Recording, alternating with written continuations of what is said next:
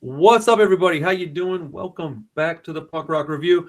Hanging out with Bill from the Beltones right now. This is awesome, man. Got a new press of Cheap Trinkets. I actually happen to have a copy sitting next to me because I was listening to it yesterday. So, yeah, through TKO Records, a classic album. Somebody I'm very excited to hear from. So, yeah, man, how's your week going? Your work week?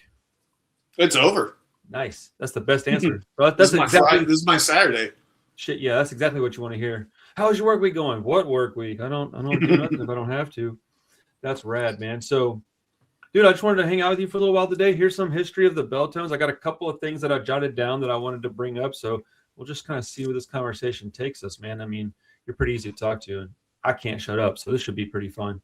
But, you know what I'm saying? So, okay, what started the process on repressing this Cheap Trinkets LP? I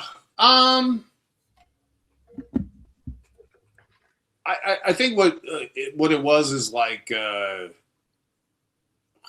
for whatever reason that the thing started in the second what was it called, the secondary market, whatever the Okay, yeah, like resale market, Discogs and shit. You know, it's had a really weird history of being expensive, and you know, I did a repress on my own, which was not painful at all, but it was like in 2019, I repressed it, and I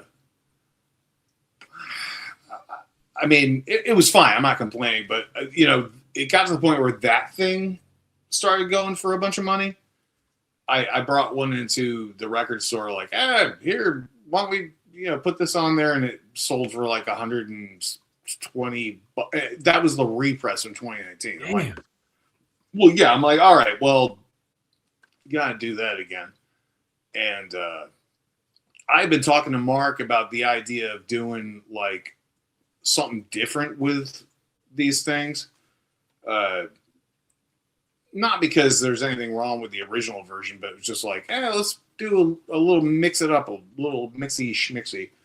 And so what we did with that one was we swapped out a couple of versions that weren't on, like, it's the same song, but like an earlier version. right? Because for whatever reason, I liked them like slightly better.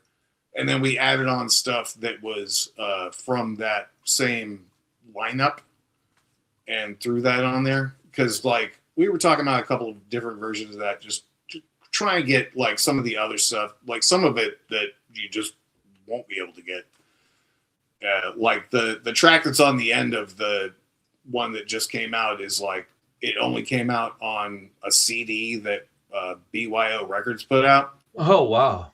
And it's funny because he was like, I don't know, this sounds like, of course it sounds out of place because, like, you know, it's not from that, you know, session or anything, but also we just like recorded it in a dude's house. Yeah. You know, and it was just like, but he made it work because he's, you know, he's good at shit. But and then there's gonna be one coming out that's like a lot more stuff because it's like, it's gonna be like an on deaf ears thing on the A side, and then the B side is just like all kinds of miscellaneous bullshit, like down to even like a weird like boombox demo that we did, like, dude, like a couple of months into being a band. I can't wait for stuff like that. That's where I go, yeah, I'm ready for this. I like stuff. Yeah, like I that, love man. fun shit like that, you know, because it's like, it's just one record, you know, but it's got, you know, the whole other one record on the A side and then a bunch of shit on the B side. I mean, this is a really great addition of Cheap Trinkets. I mean, 3 additional songs, 2 different versions. So it's a whole bunch of stuff that you wouldn't have on another version. So people like me who want to have both can have both. If you're somebody that's kind of on a budget or just discovering the band, you get a really nice reissue right now, and it's affordable. I'm very happy it exists. So I was just curious if there was something that, you know, it's nice having a fan of the band handle that kind of stuff, because they're going to want to do things that maybe you don't have the time, money, or desire to even mess with. They're going to have different ideas. So it's kind of cool to have somebody who really likes your music put out stuff for you. That's awesome. Oh yeah. I mean, that's Mark, you know, it's like, if anything, you know, good or bad, he's always done everything for the love of the actual music. Right. And That's obvious, actually. you know, that's the thing with him. Like, and so it's always in good hands with him. And I think I don't know, don't quote me, but I think he's gonna press some more because like all the stuff that he had is like almost gone. So he's like, you know, and he's got that time frame because he's gonna, you know, he's got his own pressing plant, which is nice for that, but I think that's gonna be going away soon, unfortunately. Yeah, I do think we'll be seeing another pressing of it, which is cool because, you know, if that's another color version of it, then I'm gonna open. I'm gonna end up owning another copy of it. I love stuff like that. It's cool if like if you are like I'm a kind of person. I've got like something like I don't even know how many. I've got like at least 12 different copies of the first Clash record. That's awesome. I'm not like that bad about lots of stuff, but certain stuff, like I am kind of a comic book guy. Nice. So if you're a comic book guy, you know, go for it. Grab them all. If you're not, like, if we can keep it like normal record price, that'd be great too, you know? Right. Did I actually own a comic book shop before my record shop? So we have very similar minds, man. My son, my youngest, is named after Spider-Man. His name is Parker after Peter Parker, for sure. Nice. Yeah, dude. That's my jam, dude. I knew we were kindred spirits very, very quickly upon talking to you. One thing I was going to ask you about, man, it's not anything serious, of course, but I always wonder about like album titles and artwork that like go really well together. Do you remember how you guys came up with this artwork for Cheap Trinkets? Because it's so simple, but it's so perfect. Like the title's great. Like I don't know where the title came from, but that image on the cover of this is so. Every time I look at it, I go, "Damn, that's perfect, man!" Because it's simple and it's just striking. Where'd y'all come up with that? Or did you? Or was it a freak accident? No, yeah, it was like it's weird to like, you know, go back in time on the. It was just like whatever my head was at for. Like the funny thing about that record is like, what had happened was we had been playing a bunch. We moved up to Gainesville, most of us, 3 of us, and then yada yada, different shit. And drummer ended up quitting, but we got new people, and we had been playing. We used to play a bunch of shows in Atlanta all the time. Okay. Atlanta, I don't know how it's going these days, but back then it was fucking on fire. And we were about 5 hours trip in the van from Atlanta. We'd go up there and play all the time. We played at that place, the Masquerade. My buddy Frank, he had like a little shop there and sold like boots and records and yada yada. Oh, cool. He was one of those people. Like he was just like into the stuff. Right. And he was a singer of Terminus City, who were great. I think, you know, their records are outstanding shit today. But we would go play a lot up there, mostly due to him and also other people like this dude, Tom, that was in this band, the Rent Boys. But it was a great place to go. Well, one time we played a show, and on the way back, our buddy Alan, he was this big, buff, straight edge skinhead dude, and he was cuddly. He was perfect because we'd all get off our tits, and then he would just drive the van back. Nice. And I mean, he had fun, and you know, we appreciated it. We got in this wreck. Really bad wreck where like the van, like I won't go into the whole details of how it happened, but I ended up hanging out the windshield of the thing, hanging on by my legs while it was sliding down I-75. And so after that, like we had a bunch of our gear just run over. We were fucked. And you know, we wanted to keep doing shit. And I am a terrible procrastinator when it comes to literally anything, but especially like the music writing is. I'm sure anybody who's familiar with the Beltones catalog will tell you. And so that was like the impetus. I was just like, all right, we need a new record because Mark will send me a check. And it was that we were just like that poor, that, whatever. Not like boo-hoo, but I mean, it was like, all right, if I write a new record, he'll send me some money and I'll be a cheap fuck. And we can take the rest of the money and buy a van and then hit the road. And what were we talking about? Oh, dude, that's community right there, bro. That's how we get there. So the cover was like, I mean, all those songs were basically just from like a very short period of time because I just sat up there I lived in this house with like 10 people, and I had my room up there, and I just sat there and wrote songs. And there was like a woman thing and a blah, blah, blah. And there was something involved with me and like sending her some, thing, like a cheap trinket, blah, blah, blah. A lot of those songs, there's a lot of them where it's funny, where it's like, it seems like it would be about a woman, but it's actually about a car, or it's about a woman, but it's actually about a bedroom in a big house. There's a song on there called Mr. Wrecking Ball. Okay. And it was because everybody was moving out of the big house. And I was like, I like the big house. Sometimes random ladies walk up the fire escape and, whatever. And so I wrote something. It was just like, boom, right song. But, whoa. Yeah, it was from that. It was whatever the hell that Cheap Trinket song was about. Yeah. That's awesome. Yeah. I think we've all lived in a big punk house like that before, or just whatever, a big house full of people. Yeah. But yeah, if there's like a story behind it. Atlanta is a cool place. I haven't ever been there yet, but that band Rotten Stitches, they're like current band from Atlanta. Shout out those guys. They're rad dudes. Yeah, Atlanta's a place I'd really like to go at some point in the near future. It was fun as hell. Like I haven't been there in ages. Actually, the last time I went there, probably in the 20 teens. At some point, went to go see a Morrissey show. I ended up living back in Gainesville for like 3 years, and took me and my girlfriend at the time and my buddy Nick, this tattoo artist that lives in North Carolina now. We all went on a little road trip to Atlanta. I like rented a Kia Soul. Let's go. We went to the boxy one.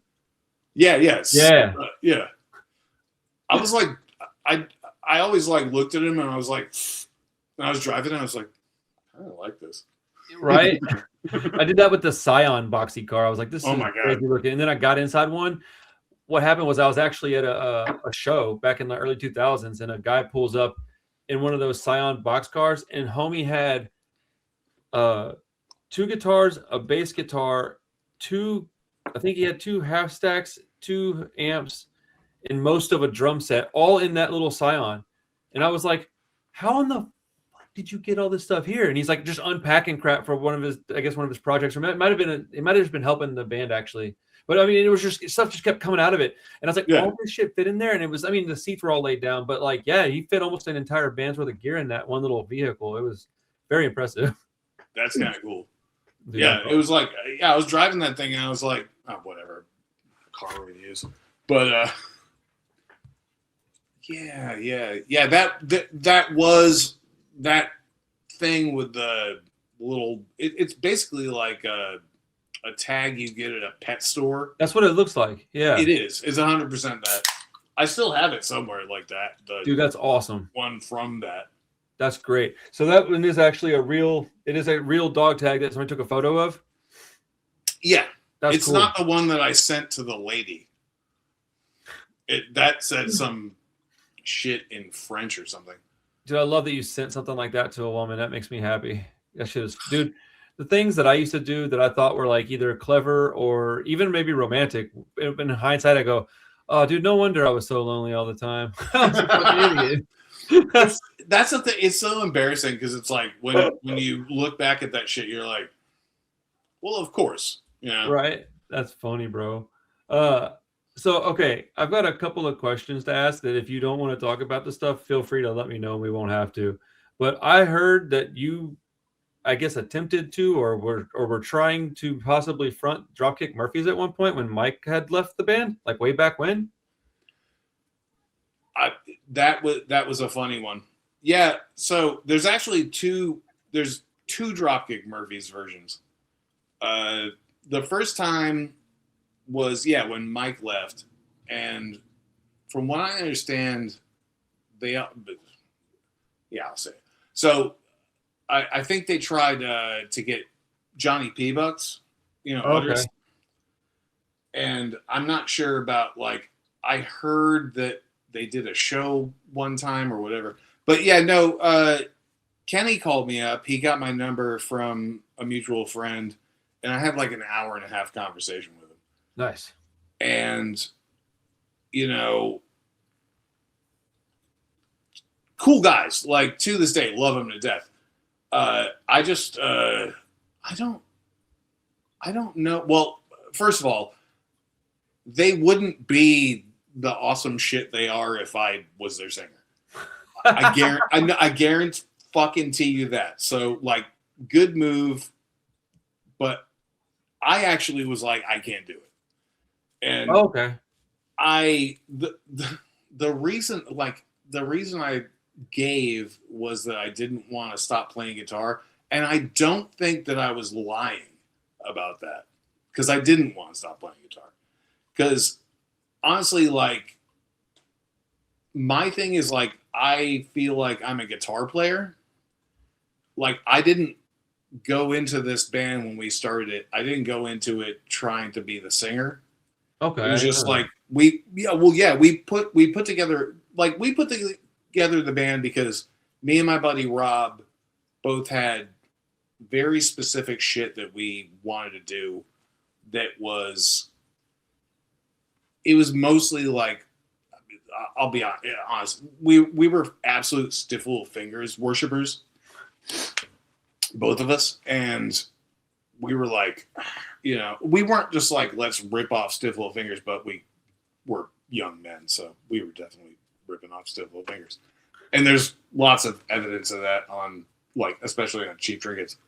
But yeah, it was one of these things where, like, when we started the band, we had, so me and Rob were the core, and then we got a bass player that we thought was really good and really cool, Chris Arocha. He was older than us. He was 30. So he was like fucking ancient, right? Thinking about that now, it's like, it's man, so I funny. wish I was 30. He was 30. It was like, oh, look at the old guy. And then my girlfriend at the time, her little brother caught wind of the fact that we were starting a band. He was like, let me be in your band. I was like, what do you play? He's like, huh? I was like, we need a drummer.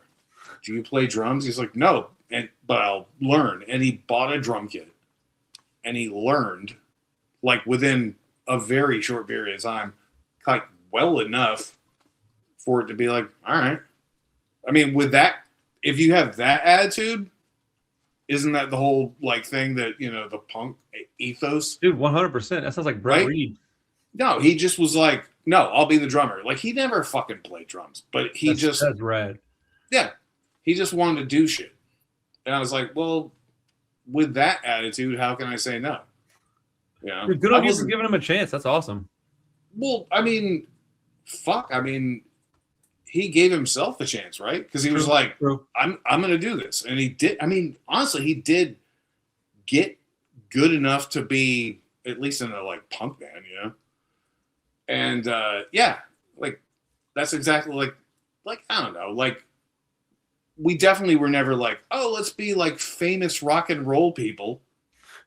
We just lived in a place and in a time where, like, everything, and it goes back to that, like, sort of cultural isolation, because like in Florida, it's like, if you want to hear a band that you like and it doesn't fit in with whatever everybody's doing at the time, you have to start the fucking thing.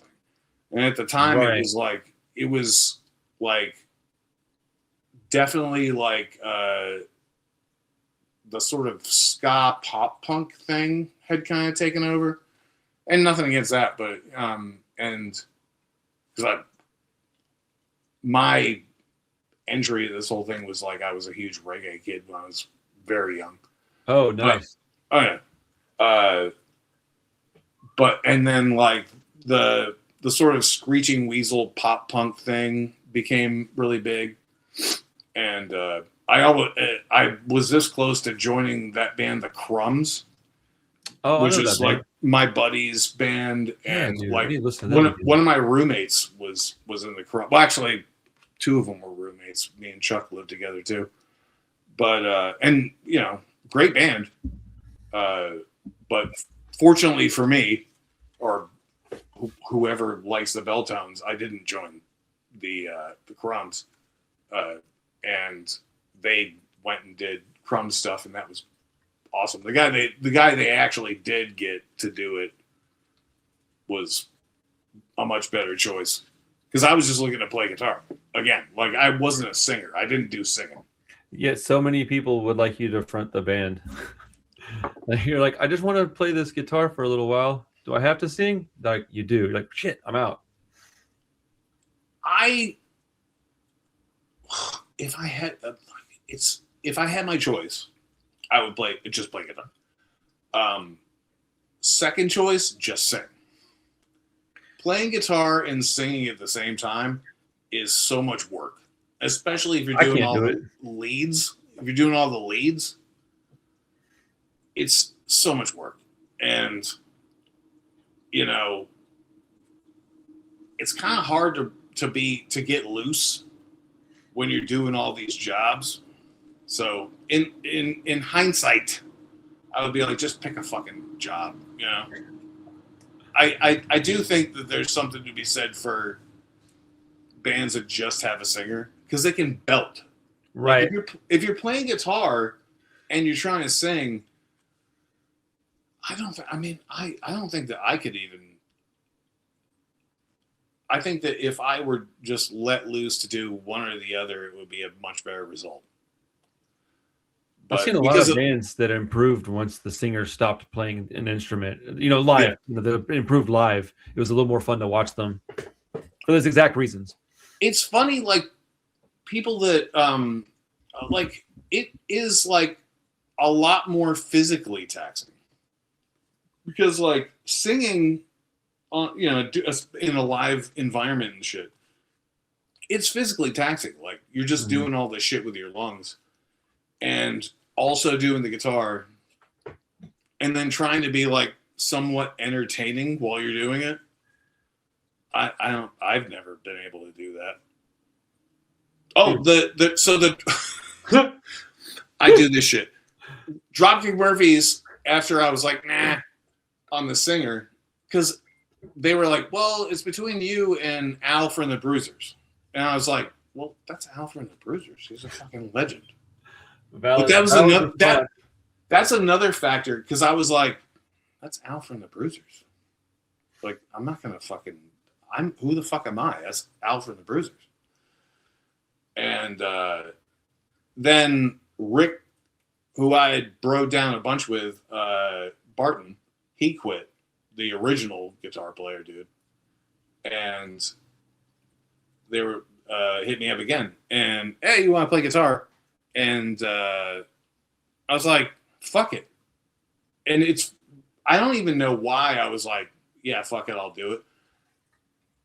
But I was like, fuck it. And it's really funny, because like I was talking to a dude recently that's in a really awesome band, and I don't know if I should, no, whatever.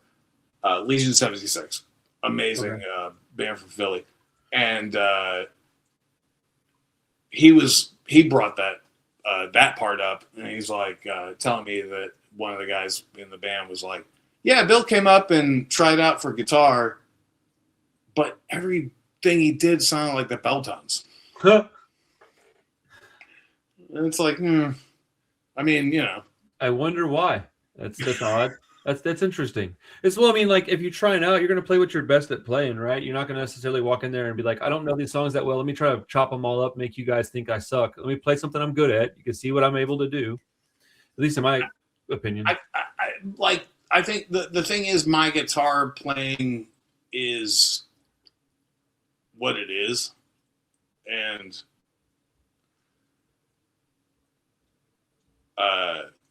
good or bad, I can't, like, a lot of people want you to just play kind of bang, bang, bang, just whatever.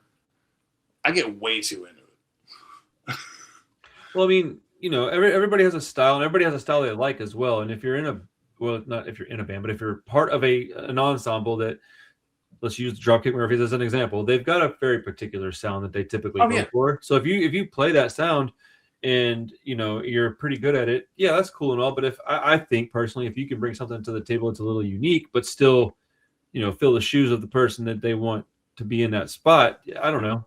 But I don't know. The journey. It's a good time regardless. But like, yeah, I don't know if that is why they didn't want to do it. But because I don't know. I heard a thing, blah blah blah. But I thought it was funny because it's like, well, I mean, yeah, you're gonna get this thing if that's what you're looking for, There's probably an alternate universe out there where you did end up playing with them, and you're in a different. And they definitely didn't get on like a Martin Scorsese soundtrack, and didn't get Sam Adams money. Dude, there's no fucking way. If I was in that band, I would, because that version of me, the version of me in my 20s, was awful. Awful. I mean, not like, awful. No, I was awful. I was an idiot. I was like the first time that we went into a studio, I didn't know shit about Dick, still don't. And I was like, we have to record on analog tape. Oh, I love people like that. Yeah, but also like I didn't do any sort of due diligence and like learn anything about recording anything or anything like that. I'm just like, well, if we record it on analog tape, it'll sound sweet and vintage or whatever. I used to think the same way, dude. That's funny. I feel like I'm listening to my own history story. Absolute bullheaded idiot. There's people out there that I admire so much because they actually do the research and like figure out like, oh, why does this thing, like a guy that played with me in Texas for a long time, Brad Teeter, he's absolutely that kind of person. Like he knows what the fuck he's talking about. Like he knows everything about sound and amps and shit like that. I mean, I don't have time in the day for that kind of, but he's just like, yes, this, boom, boom. And I'm like, damn, dude, like you're a different kind of person. I think Rich was telling me he was in the studio for a bullshit detector thing. What, recently? Yeah. Oh, okay.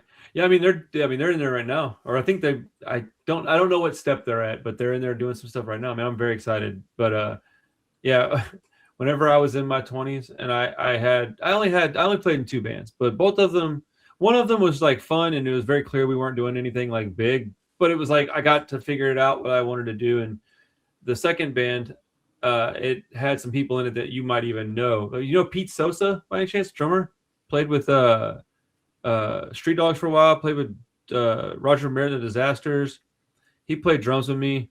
And then Halston, who started the Street Dogs with Ryan, he was our guitar player. And I screwed all that up being a junky piece of crap. But like I went into the studio to do this, like we did like an EP. It's almost like a short album, like 9 songs. I think we had 10, and I couldn't even remember the lyrics to the song I wrote, like because I was so fucked up all the time.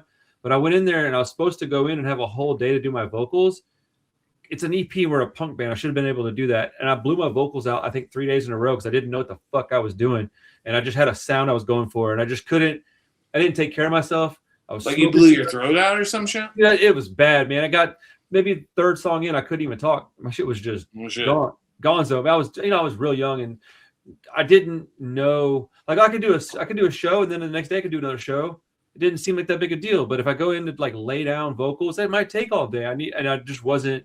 And I was also really nervous. It was my first time like in an actual like semi-professional place. And I was like, fuck, dude. So I really tried too hard. And, you do that when you're incredibly dehydrated because you're on a bunch of drugs, then it's going to hurt your throat real bad. I learned my lesson at death. I'm better behind the desk. Let me put records out instead of be on them. The funny thing about like all the Beltone shit is my attitude about doing the records was I don't want to do shit. Like I don't. It was a combination of thrift and I just like the idea of it sounding live. So for the most part, it was kind of live, and especially like when we did the Cheap Trinkets sessions, the entirety on that album, we spent 10 hours recording and mixing it. Wow. Yeah. And most of it was just like first take shit. The early days I was like that too, but we weren't as good.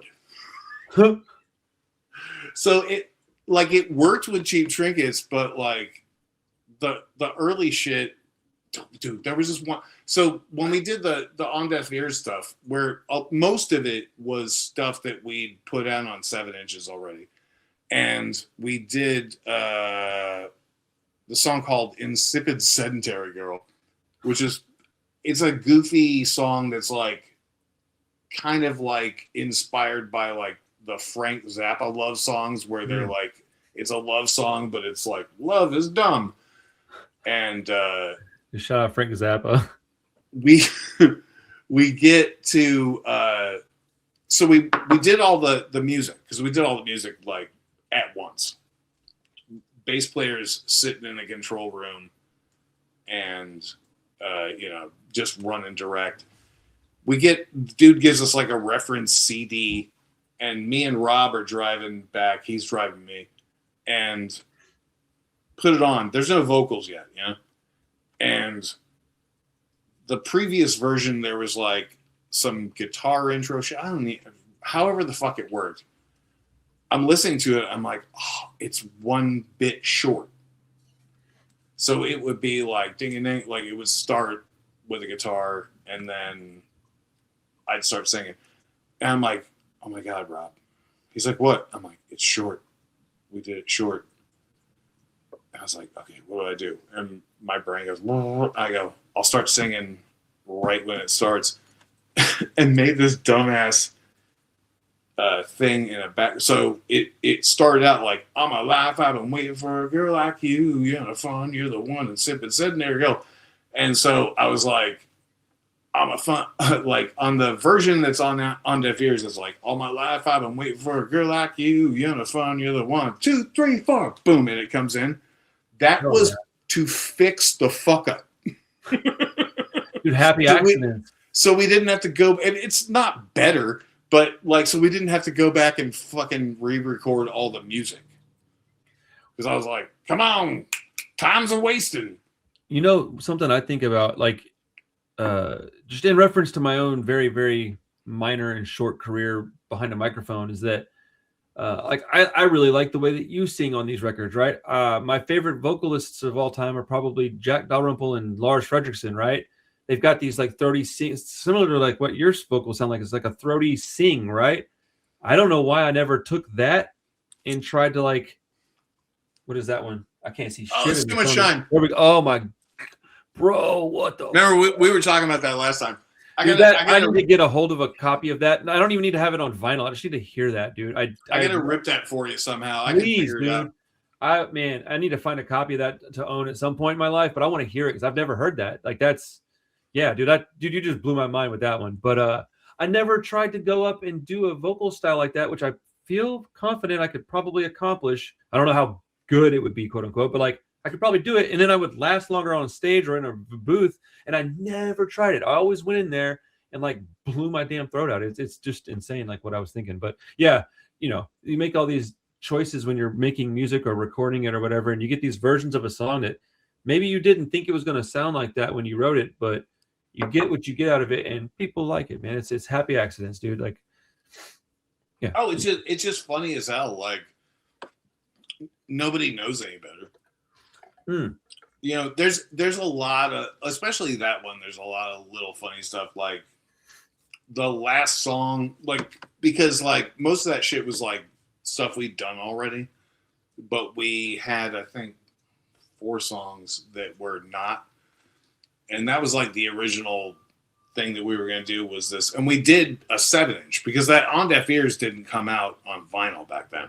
Okay. Was it just on CD or yeah, tape? CD? It was on CD, and there was the last song was the song Let the Bombs Fall, which was particularly fucking awful. Like we'd never like played it or anything. We did it the first time in the studio, and it was like the song is a sort of blow by blow version of When My Mom Died of Cancer. And so at the end of the song, if you probably headphones, you can hear it. I whipped the headphones off after I was done with the vocals. It was just like the one take or whatever, and threw them at the wall because I was just that. I was just like, ah. Like, I love the little shit like that, you know? Like if I do too. I'm going to listen for that next time I listen to that. You just hear like a click. It's cool to find out what those noises are. That you have ambient noises within records, and you have them all the time. If you don't have any ambient noises, you're probably wealthy and you can afford to be in a place that they are just, it's all blacked out, right? But like most studios that I've been in, there's like people hanging around. There's like, you know, maybe it's all in one room, and the vocal booth is literally a bunch of like moving blankets hung up in a circle where you go in there. I have definitely been in booths like that and seen them, but yeah, those noises, dude, it's awesome to find out what they were, because I don't know. It's like talking to somebody that you don't know in a band that you kind of like. I don't know if I have an example, and I wouldn't want to say it anyways, I guess, but like, you know, it gives you a different perspective, you know, learning this stuff, you go back and you reappreciate, you know, like, here's a good example. I didn't really like the Descendants a lot growing up. I just didn't get it really is what it really boiled down to. I didn't like the lyrics much. I just didn't understand them. Well, I've got a 12-and-a-half-year-old son who's on the spectrum, and I'm pretty certain that Milo is on the spectrum. It may not be, but I feel like he behaves kind of like my kiddo. And then I watched their documentary as like a 40-year-old, and I'm like, oh, and it just clicks. All this stuff he's talking about, all these songs start making sense. I go see him play live. Now I love that band. And so like, it's just, you learn these little things, man. I love this kind of information. You know, it's what I like to listen. You know, it's what I want to hear from people. Let me know what all these weird sounds were. Let me know about the part in a song I need to listen for. It'll get me to listen to the song more, you know? Yeah. Back in the 80s, like in Florida, the Descendants were every new wave girl with an asymmetrical bob had that in her Volkswagen Cabriolet. I thought it was just funny. I thought they were just a funny band. I think I was too serious when I was younger. I was too angry, and I think I was too. Heard a song like Coffee, and I'm like, whatever it is, like Coffee Mug or whatever, and I was like, dude, this song is so fucking stupid. And like as an adult, I'm like, ha ha ha. Like, yeah, I think I was young, I was poor, I was, you know, lonely. I just didn't being a kid. No matter what your circumstances are, you're a dumbass. For sure. And that's great. Like, that's fine. Like, kids are dumbasses. And, like, you know, yada, yada. Like, the first band I ever felt like was into was the Beatles. Okay. I grew up in a household. My father was a musician. He was primarily, like, his thing was bebop. And, like, he played bebop? Like jazz. He was a jazz. Oh, okay, cool. Like, I was born in New Orleans because of that. Apparently, it's really funny when we first started. We played this play, like, you know, it was like one of those things where like, what place will let you play? And real. Churchill's was one, which has like become like a famous venue, I think. And there was this place right on sort of the edge of Coconut Grove and Coral Gables called Cheers. And it was owned by this lady named Gay, and she opened it. Her idea was for it to be like a lesbian bar, and for what, I don't know. Wait, her name was Gay, but was she straight? Yeah, she was definitely not. Okay, so her name was Gay. Wow, dude, how serendipitous is that? Dude, that's amazing. Because I had a cousin named Gayla, but she only went by Gayla because she didn't want to go by the name Gay. Yeah, she was gay with an E, like the Gaye. That's amazing. She was awesome, and she was just like, "Yeah, come in here with your dumb bullshit bands."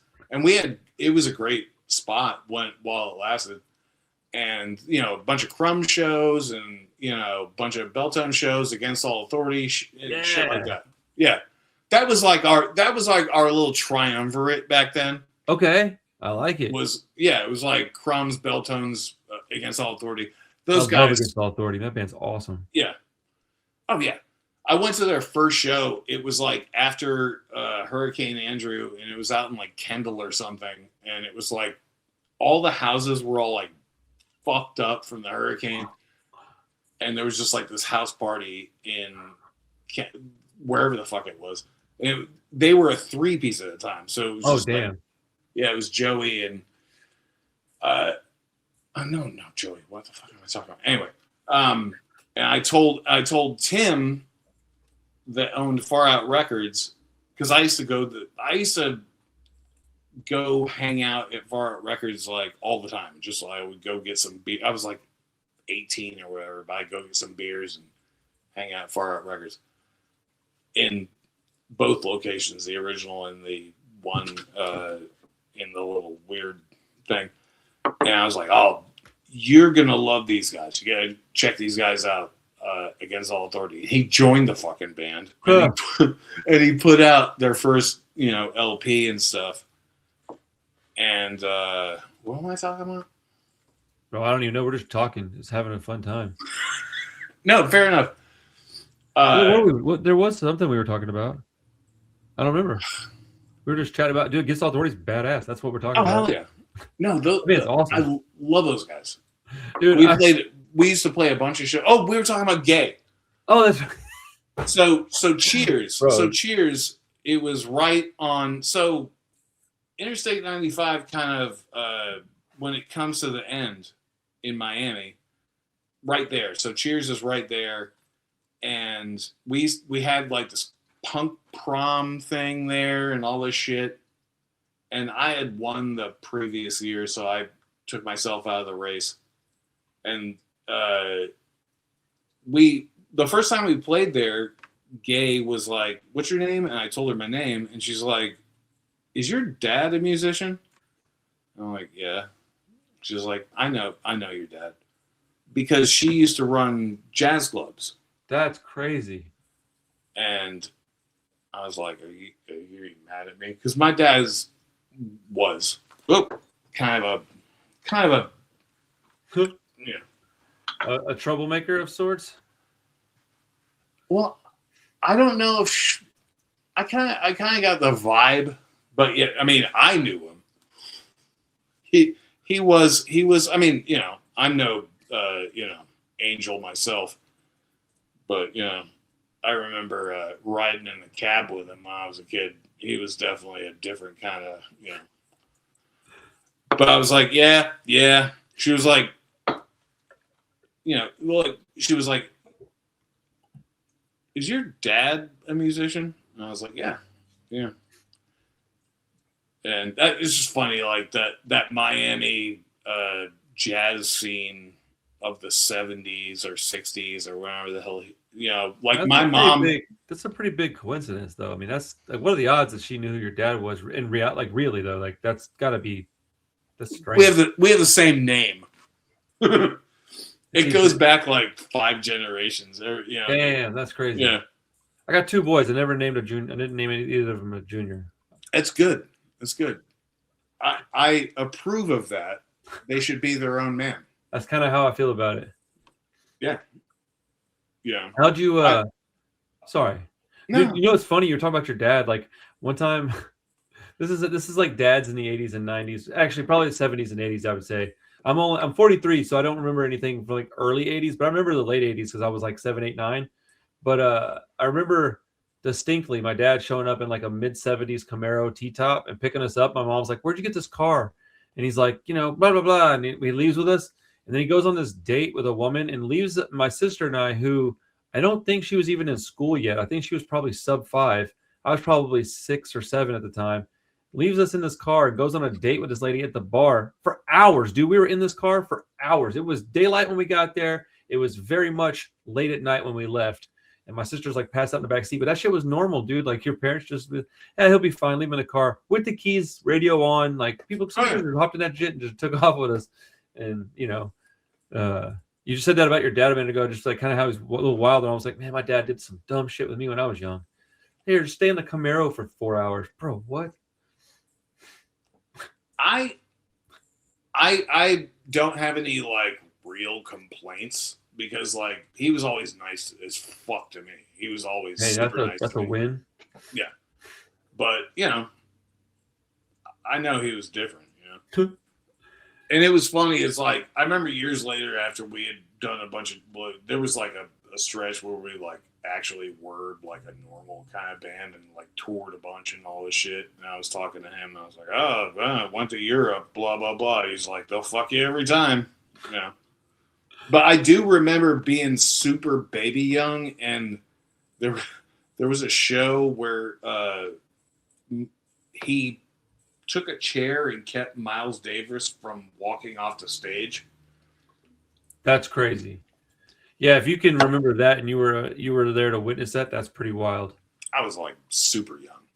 I never got into jazz much at all anyways, but even when I did, it was much later in life. Like within the last 5 years, I've started to listen to just a little bit. I don't claim to be knowledgeable at all. There's some stuff I enjoy. I figured out that I like stuff from Japan in the 70s. If it's from that era and that part of the world, I know it's going to sound good because I know exactly what they were putting in their music back then. It was a lot of different funk and soul stuff mixed in with jazz, which I like. So I don't have a lot of knowledge on soul, but I really enjoy that music. And I would like to know more about it.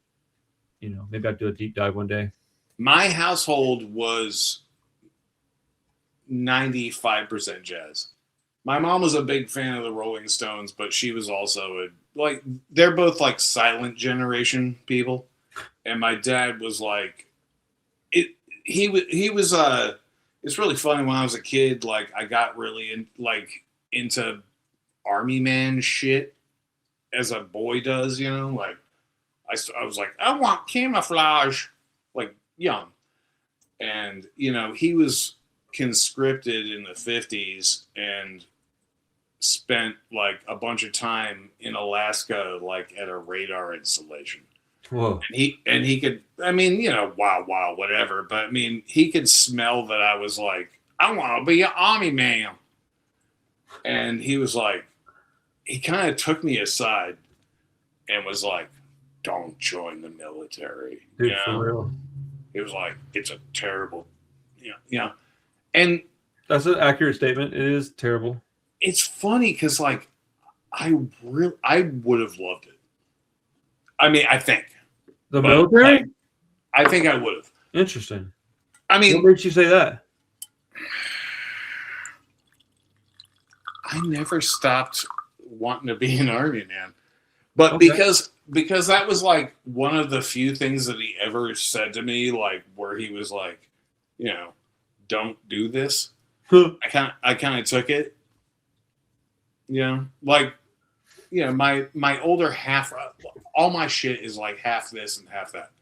So my older half brother, I think about 15 minutes after I was born, he joined the Navy. And he was a career dude. Like he was on like Triton class submarines and like, interesting, you know, blah, blah, blah. And I was always so jealous. Really? Oh yeah. My dad was in the military. There's a lot of like weird little things that we have in common. My dad was in the military. He was in the army. I never wanted to go. I almost joined. I actually had a really, I don't know, it depends on how you look at it, I guess, but I had a really fortunate thing because I scored really high on my tests that they wanted me to take. And then I also scored kind of a weird thing on like the psych stuff. And so they were like, well, we're willing to offer you, it was some gargantuan amount of money, but what they wanted me to do, I don't remember what it was called, but it was something that I was very surprised by. And it wasn't like infantry or what I expected them to want for me. And this was in like June 01. And so I just lollygagged around and didn't go do the stuff. Ended up at a job at a machine shop was doing well. I was like, I don't need to go do that right now. Maybe next year I'll go. And then September of 01 happens, and I'm like, oh my God, I'm so glad I'm not in the Army right now, because I was only going for a paycheck and maybe some education if I could make it through some classes. Yeah, and, hang out in West Germany. Right. I mean, by that time it was just Germany.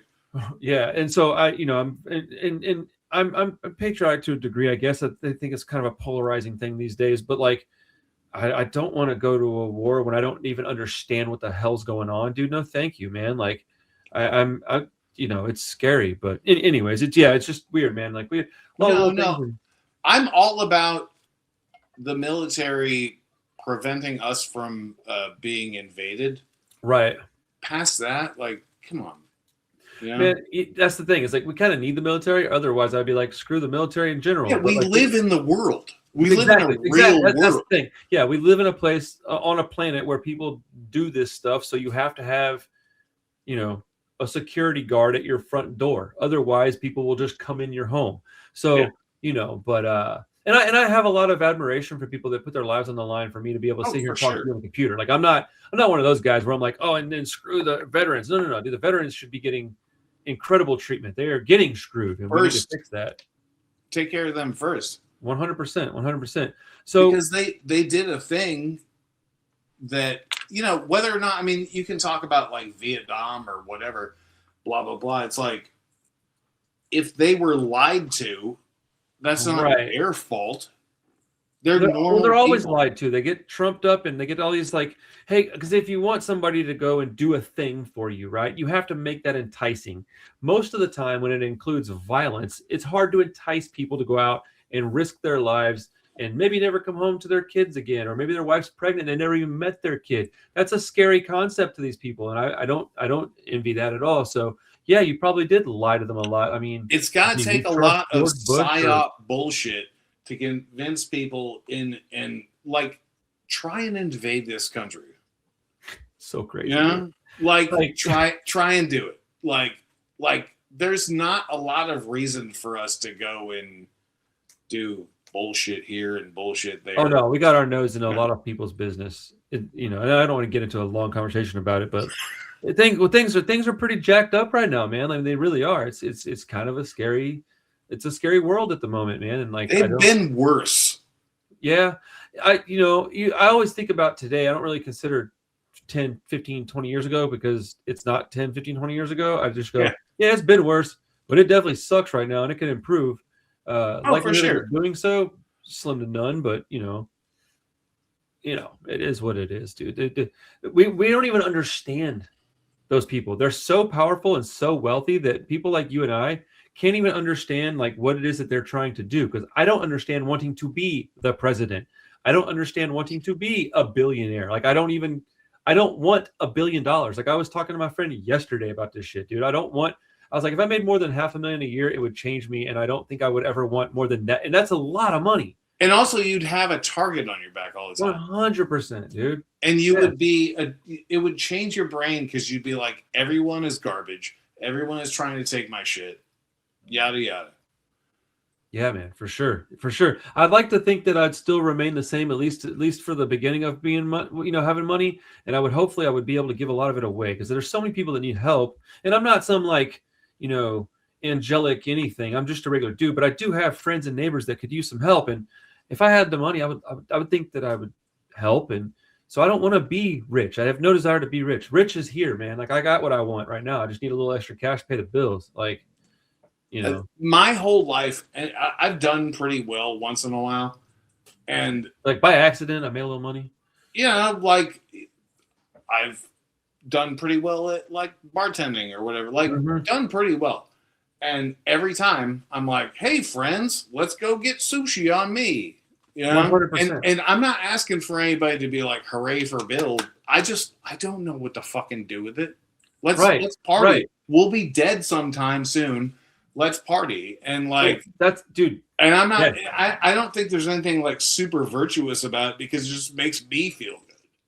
Well, it is kind of a selfish action, isn't it? It is kind of. It makes me feel good. Yeah, dude. Like, what you said is exactly right. Outside of it being sushi, and I don't eat sushi, but like I was a bartender, and I had when I lived in Austin, man, we would go to like, I worked at Kirby Lane Cafe overnight for a Yeah. while, right? And I would make hella money.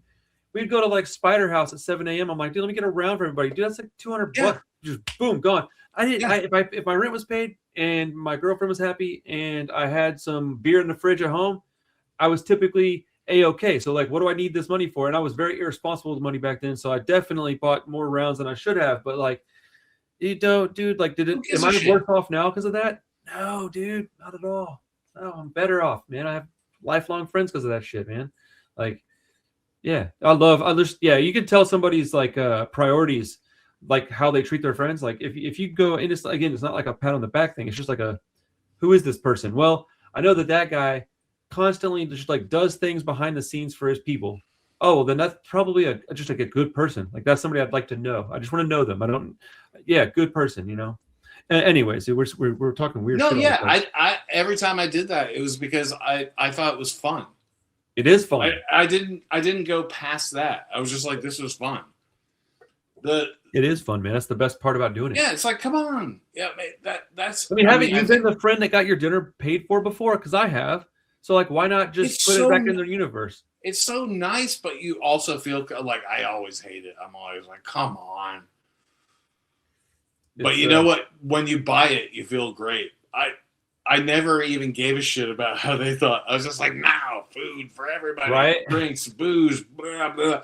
So I think it was kind of selfish because it was just like, I'm enjoying this. Selfish in a kind way, but yeah, it's ultimately a selfish thing that we do. But I mean, nobody's being hurt. Right. It's selfish in like a psychological, like sit and talk to your therapist about it, and you go, oh, I didn't realize that I was doing that for that reason. But it doesn't harm anybody. It's charitable too. It's nice. It's nice, man. It's like, yeah, I'm not going to mention that guy, but yeah, it's nice, man. It's nice. So I want to know, because I'm going to go see Teenage Bottle Rocket tonight. So I'm like hype right now. I'm like super excited, but I still got some things I want to know, man. How did you get into punk rock music, man? So I don't know your age, but I feel like we're at least similar in age. What got you into punk music, and how'd that all go down? It was kind of like almost accidental, because like it's really funny to like, well, like I got into, the version of punk rock that was like the mid-late 80s thing because of friends and shit, but I got roped into it because of this buddy of mine, Bob. But there were little bubbling parts where I probably should have gotten into it, like, because my dad, was a music dude, so we were at record stores all the time. And I remember one time I was in a Peaches, and it was probably like 79 or something like that. And I'm flipping through. There's an import section in the old record stores. I remember that. And it was the first Damned record. Mm. And it stuck out in my mind, and I'll never forget it, because I was like, ooh, that's a dirty word. Because back then, I understand. You know what I mean? It's like you couldn't say bitch on TV. So I was like, ooh, damned. Wonder what this shit is. I was like, my parents both worked all the time, and they left me at my aunt's house. She was my mom's half sister. They lived in the apartment building next door. And she had a husband who was like probably 8 years younger than her. And he was like a rock and roll dude. And he's the one that put the rock and roll in my fucking head. There you go. He would play all the Beatles and the Stones and the Who and Jethro Tull and yada yada. But what I really liked, my favorite band was the Beatles. But what I really liked was the early shit. And I didn't know that there was music outside. I'm talking about when I was like 4 or 5. Right. But I was all about it. And I loved all the shit like them doing Chuck Berry covers and yada yada. If I would have bought that fucking record, that first Damn record, I would have been like a Harley Flanagan baby punk rock and roll, whatever dude. I would have loved the shit out of it. And my mom used to take me to get haircuts, and I would bring a Beatles record in and be like, I want a haircut like this. That's amazing. And they'd be like, "Oh, the haircut every dumbass kid in the 70s had." And they were Right. these like Yes, very much. they were these absolute punk rock chicks. Like kind of proto Susie and the Banshees. Okay. It was like probably 79. And one of them asked me, they're like, "Do you like the Sex Pistols?" And I'm like, "Ew." No, I like the Beatles. I didn't know what the fucking Sex Pistols were. Dude, If I that's, would've you heard were like super the young, Pistols right? record, oh yeah. Like I was like 6, 7, 6, Oh yeah, 5. dude. That's somewhere in there. crazy. It's like 79. If I would have heard that Sex Pistols record, I would have been fucking on board. Right? That was what I wanted to listen to. And then I got into Iron Maiden, and are we talking about how I got into punk? Oh yeah. Yeah. I got into more metal shit when I was around like 9, 10. I got into like Sabbath first, and I got into Iron Maiden. I was like 100% in Iron Maiden. I went and saw them at the Sportatorium in Fort Lauderdale. Twisted Sister opened up for them, and it was the Power Slave tour. And I was like, it blew my mind, and I got high off of the air. Actually, somebody was like, "Oh, you want some weed?" And it's like, I grew up with people that like grew weed on the back porch because they were like jazz folk. Huh. That doesn't surprise me being I didn't know what it was, of the but jazz background. jazz cabbage. Jazz cabbage. I don't know if that's a term, but I've never heard it. That's amazing. I'm definitely going to say that now. I stuck with like metal shit for a minute, and I got into Metallica around Ride the Lightning, Slayer, and Slayer. I was like, fuck. Rain and Blood, to this day, put that thing on. That, for me, that's one of those start to finish records like Wire Pink Flag, where it's like Slayer, Rain and Blood. I never got into Slayer. The vocals always were kind of the thing that turned me off of Slayer. Musically, Is they're it great. the screechy thing, or? I don't know, man. I just never got into the vocals. That was the one thing that but I'm a vocal guy. Like if I hear vocals that I like, the band doesn't really matter much. I like the vocals. Like, No, fair enough. you know, if I hate the vocals, I'm typically like, well, the music is great, but I can't get behind the vocals, so I can't even listen to the damn thing. Yeah. Yeah. I was just about the guitars and the drums and everything. Yeah, I wonder why I'm so stuck on the vocals thing. I don't know what that. I think it's just that's the part of the band that speaks to me the most. You know, it's like that's where the story's coming from. That's what you're stuck on. Yeah. I mean, it's like that's what you do. I mean, it's music. You like what you like. Facts. You know, it's funny. People tell me sometimes that they get to punk rock through like the Beatles and stuff like that, like what you described, right? And I was thinking like, there's two different lanes, man. There's like that lane, and then I was young. I still to this day don't understand the Beatles. I don't get it. I don't even claim to. I recognize their greatness, and I just keep it pushing because I don't try to argue about that band with it's fruitless. But like, I got into like at a very young age, dude. Like close to what you're saying, 5, 6, 7. Little Richard, Chuck Berry, a little bit of Elvis. Well, but they were doing that, but I didn't know that. That's I didn't know that until way later in life that they were like. That's the thing that I'm getting at. Like, if I was exposed to actual Little Richard, actual Chuck Berry, like the actual shit, which I found later. Sure.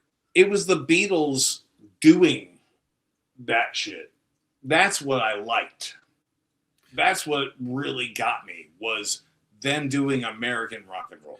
Music in the 50s and 60s was so different because it was like 10 bands playing 5 different songs. Like they would all play the same songs. You'd hear like, this dude's famous. Why? Chuck Berry has like 4 songs. Dude, he really, yeah. I like Chuck Berry's song. It's good. AC/DC's got a good song. Like, there's some bands that have just that one sound, but like Chuck Berry really doesn't have a deep catalog. But, it's like he does, but it's just 4 different songs. Yeah. With 12,000 different lyrics. But that's kind of what they did back then. They just, I mean, how many different versions of the twist did Chubby Checker do? And that's not his song anyway. That's it. Just yeah. When you listen to music from that era, you have to make sure you're even listening to the right shit because you're like, no, I love this guy. He made this song, and you're gonna get told, nope, that's somebody else wrote that. Like that's not even his. That he's like actually the fifth person to play that song and get famous off of it. You're like, son of a bitch, had no idea. Well, yeah, that's what's great is that you can still discover all that shit. Right, right. So okay, continue how you got into like punk though. Like, so what age were you starting going to shows and such? Okay, so where am I at? I went to Iron Maiden. Yeah. Okay, so that was like I was 11. Damn. Yeah, that was fucking sick. That's awesome. Power Slave tour, like the most nonsense, and like Iron Maiden was ubiquitous at every convenience store because there'd just be like all these Eddie pins and all this shit. Oh, so dude, yeah, like, for sure. At that time, it was just like, what is Iron? It was like I'm like a 50-yard line Gen X, and so that was our Kiss. Our Kiss was so much cooler than your Kiss. Bro. When I was a kid, I remember Kiss was on TV all the time. I was like, what are these corny assholes? I now kind of like Kiss, bro. I love Kiss. I love Kiss. Now. Okay, yeah. No, valid. Yeah, I like when I was a kid, it was just like everywhere you go to be like, Kiss, Kiss think you should use this soap. It was in the 70s. Kiss thinks you should wash your armpits with this stuff. It was out of control. It was like Kiss versus the Phantom of Santa on fucking TV when they had 3 channels. The bad old days. I got into like thrash metal for like 5 minutes, and then I started surfing. There you go. So I started surfing. I definitely didn't know you surfed. That's awesome. Oh yeah. And yeah, I used to this delicate pink skin used to be out there all day. My man said this delicate pink skin. I used to have something approaching God. Anyway, and I got really into reggae. And so I got really into sort of the roots reggae stuff, like, everything from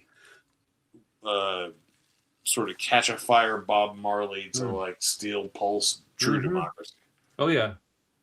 And I had a buddy. Oh, dude, R.I.P. Jimmy Cliff just passed away, man. I know. Dude, that bummed me out, dude. That really did affect me. Sorry.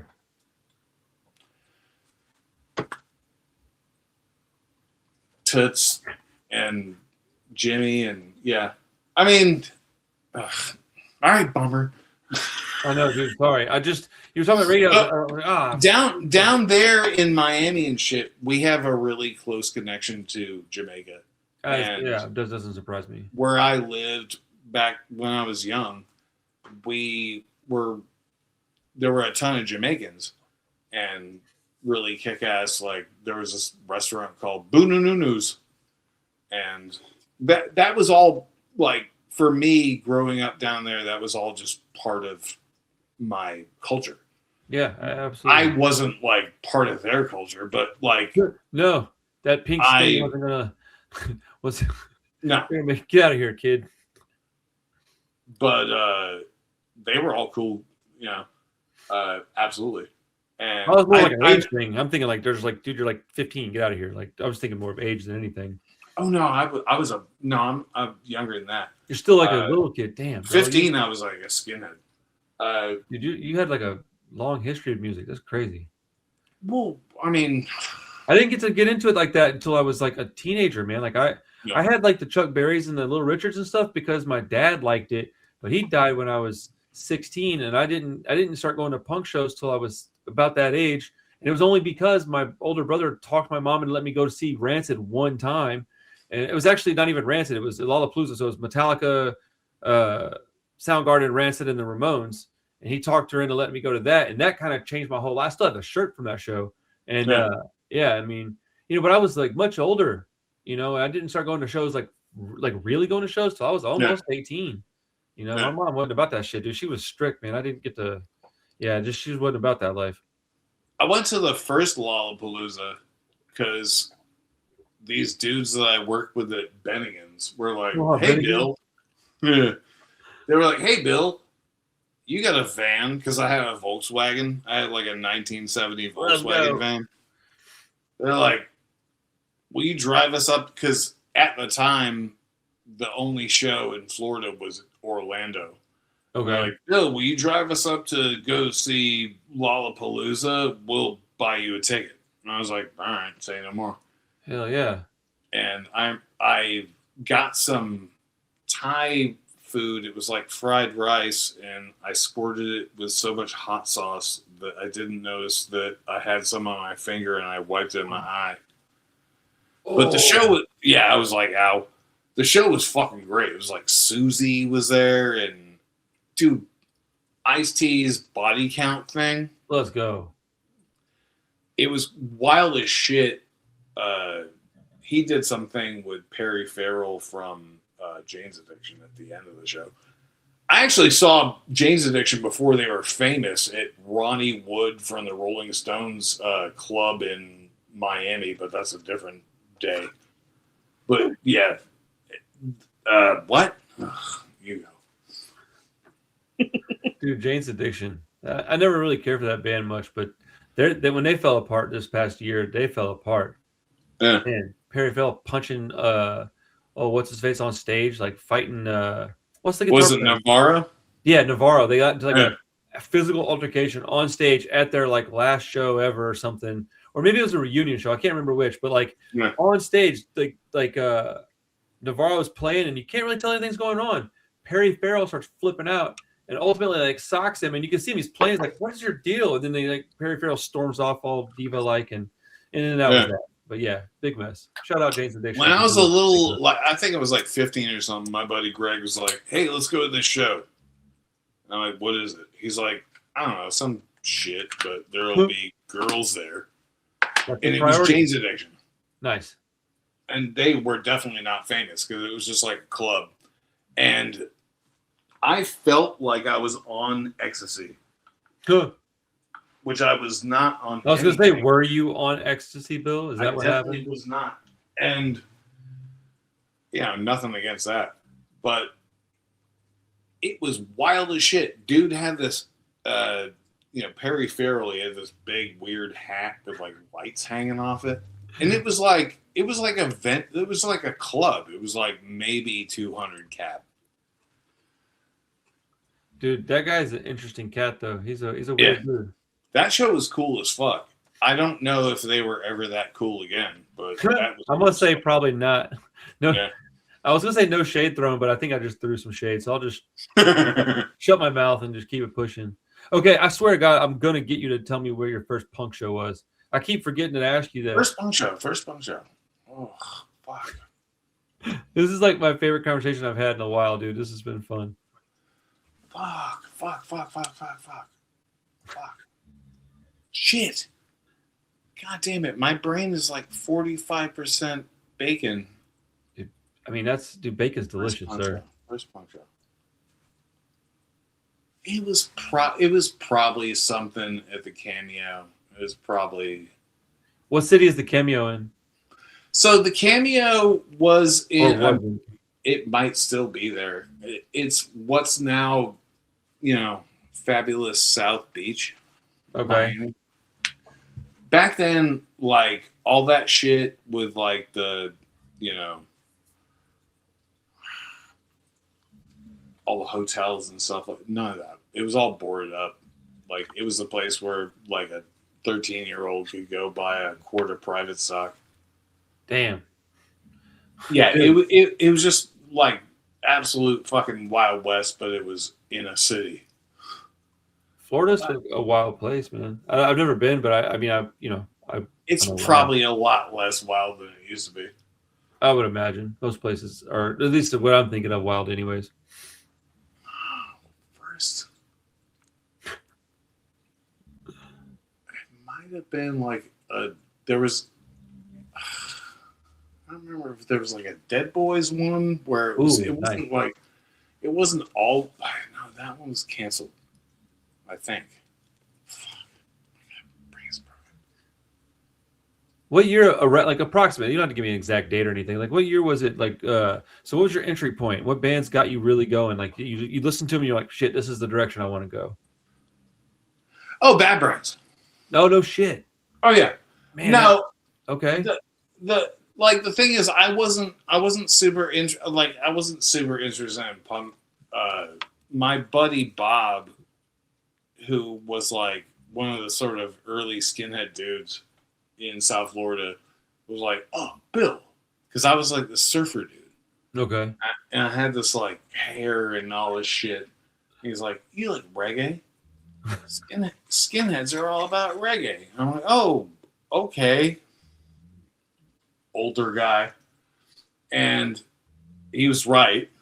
Right. I was thinking like it true, but he was right. But nobody in the local skinhead thing gave a shit about reggae. They were all about like hardcore and smashing the Nazis, because back then Florida was like a series of city states. And so, like, Miami, Fort Lauderdale was like this city state, Tampa, Orlando, Jacksonville. And those guys used to come down and be like, join our weird Nazi shit. And good grief. Just leave in an ambulance. I mean, Texas had that shit. I was going to say, I think I was I saw like the remnants of the people that were a part of those groups, but I was never like, they never tried to recruit me for anything. But to my understanding, it was much more prevalent in Dallas than it was Houston. But I remember, getting into. I've never heard of Houston being like that, but Dallas for sure. Yeah, we got into a bunch of fights back in the early 2000s when we'd have like a relatively big show, and then people from Dallas would come down, and it was always some nonsense, man. I remember a good 3 or 4 like actual real bad people got hurt type fights where, it wasn't just a couple of dudes fist fighting. It was like a big group of people fighting each other. And yeah, man, I'm glad that I don't have to be involved in that shit anymore, man. Like I'm down for the cause, but I'm tired of getting like the level of violence thing. Like I don't think it's like exclusive to like a music scene. Like just the level of violence in general just doesn't exist anymore. And that's great. Yeah. I feel much different at a show now than I did 20 years ago. Like a grimy show in a shitty part of town in a tiny little club. I don't feel so like, okay, you wouldn't. Okay. So like, I've always been more of like a street punk guy, right? Like I've always like, I didn't even understand that what I was listening to. Some of it was like hardcore. Some of it was oi. To me, I like mohawks. I like studded jackets. I liked all that shit, patches and stuff. So, but you never would have caught me going to like a show, let's say like a Violent Way. Like when I was younger, I wouldn't have seen that band because I would have been like, nah, dude, I'm gonna go out there and get my ass kicked. Dude, I'm not going to that. But now I get to appreciate these bands that I love because as I get older, oi music is probably the most. It's great you said that because they're absolutely like proper oi. Dude, like, Violent Way is awesome. But the thing is, like, if you did the business used to always come down to South Florida, and you knew if the business came down, somebody's getting fucked up. Like you just knew it, and it was just like, ugh. Or you love it, or maybe that's your opinion. Or you love it, yeah. Or that's exactly why you're here, right? Oh, dude, I remember there was a few shows that I'm not a big dude. I'm only like 5'8" on a good day, so like I'm not a big guy. I go to some of these shows and I was like, I don't know if I even want to go. I know it's going to be nothing but violence, and then you go and it's fun, but like. I remember seeing like Slapshot for the first time. I was like, I don't know about this, dude. I don't want to get thrown somewhere, like, or Blood for Blood. Like, bro, that shit is terrifying, bro. Like, it's in hindsight, I'm like, no, I should have been anything other than stoked to go see these bands play. But it was I do think I missed the meat of the violence, violent era because I didn't. The lack of violence is great for everyone. I agree wholeheartely because Thank you. It interrupts what we're all here to do. Right. I remember the first time, I remember when Cockspar played at Emos and in Austin. Like that. Shout out Emos Austin. There's another Emos, but nobody was gonna fucking do shit because nobody wants to get thrown out of the Cotsbar show. That's valid. And that's great. Like, and that, I think from there forward, it was like, yeah, how about we just watch the band? Right. Dude, you got to love a nice unity story about somebody that brings people together. Like, I look, if you go to a show and there's like a fist fight that breaks out, that's, I don't know if it's like expected, but I think it's fairly normal. But man, when it's like you go to shows and there's going to be multiple big fights, man, past age like 27, I was like, bro, I don't got time for this shit, man. I want to go and hang out. I want to go hang out with my friends. Maybe at the time, meet a girl, Or now I'd be like taking my wife. I don't want my wife on shit. We play a show at Emo's, and a dude bit a dude in the face and all this shit. And no, I think it's probably decayed. But there's like a clothesline and a thing. Like they waited until we were done. And then they just fucking went to Weird Town. Dude, sorry. No, the craziest thing I've ever seen happen at a show was at Emo's Austin. I don't even know if I can say this I'll have to just probably cut this part out. But like, so there was this, I was standing in line. I want to say we were going to see Leftover Crack play. And it might have been a bigger show where there was like multiple genres. Because I remember I was standing in line. And then next to me was like this group of about 5 skinhead dudes. And we were just all hanging out, talking and shit. A bunch of street punk kids, a bunch of skinhead dudes, and a couple of skateboards. We were just hanging out. And this lady was like, asking for money or whatever. And I don't know if the guy thought I don't know what he thought she was going to say, but he tells her like, she's like, I just need like $10. And this skinhead dude goes, well, if you let me take a piss in your mouth, I'll give you $10. And I was like, I stood there and I was like, there's no way this woman's I thought she might punch him or something.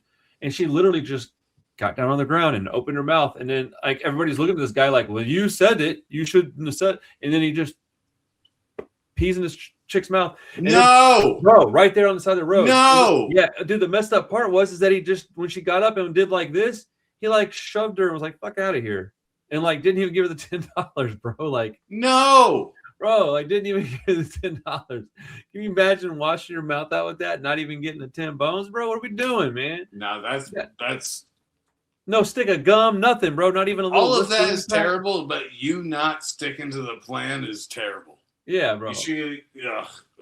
What the fuck?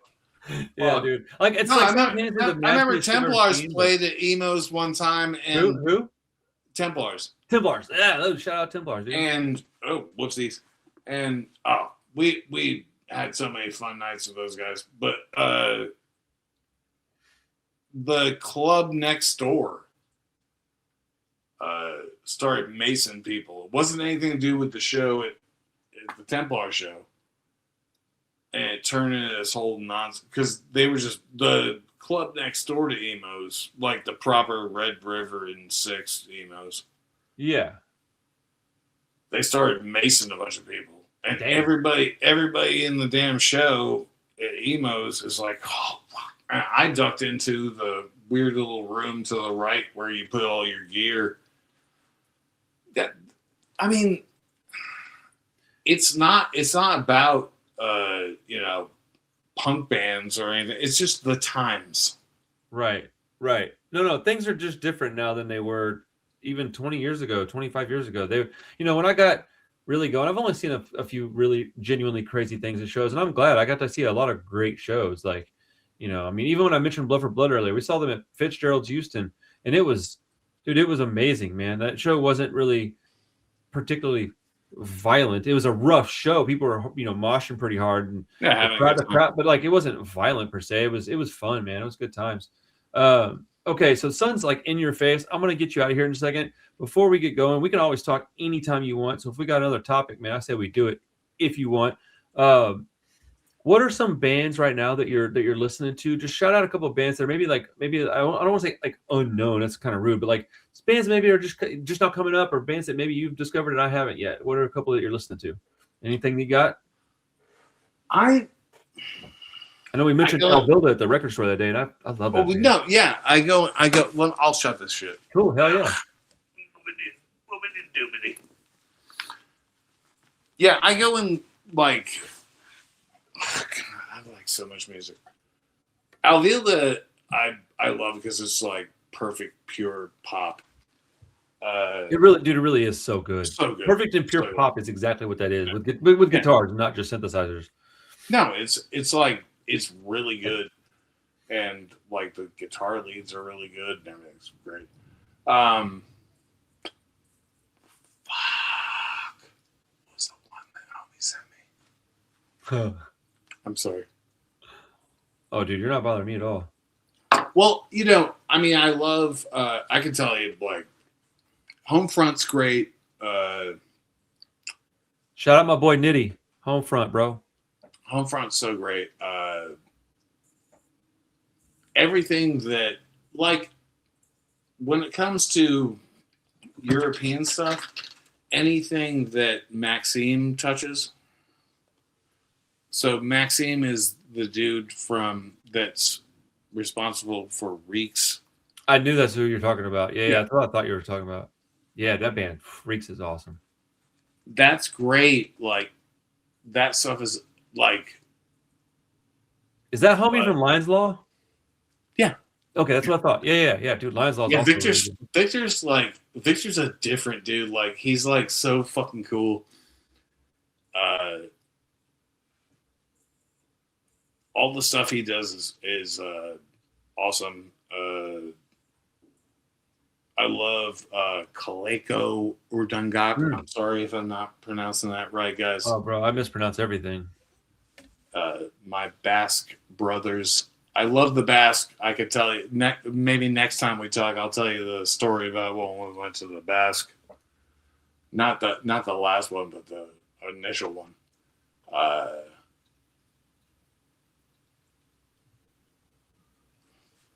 Young Ones. Okay. What's the damn record? I'm sorry, I'm kind of Oh blanking. no, dude, it's all good. It's a super got you on the spot type of. Most of the shit that I listen to is like old people music. What's the last record that you played? You have do you know what it was? The last one you played on your table? Mine was the Beltones record. So actually, put a record down. Or hit play on a CD or a Spotify or whatever, however you're ingesting music. Well, actual like last record I put down was it was probably a Homefront, but probably before that there was like a Lush record. I love all shit if it's good. That's the thing. I like something from every genre, but I don't like everything. No. I like a little bit of everything. The genre doesn't dictate my fan base thing, but right. Good music is good music. Do you have on hand a top couple of bands that are just like your go-tos whenever you're having a day where you don't want to think about it, but you go, I need to hear music. I'll play this. So it's a mood. If I'm trying to like conquer the day, sure. It's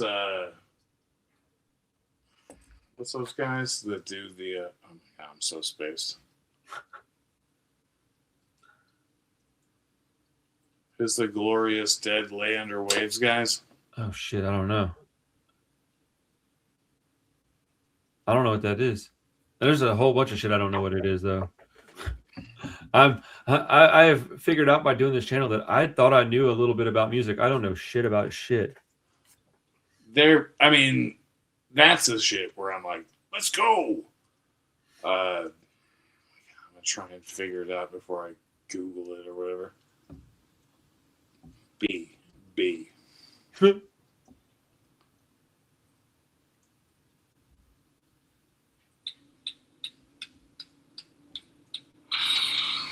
Those guys. Who is it?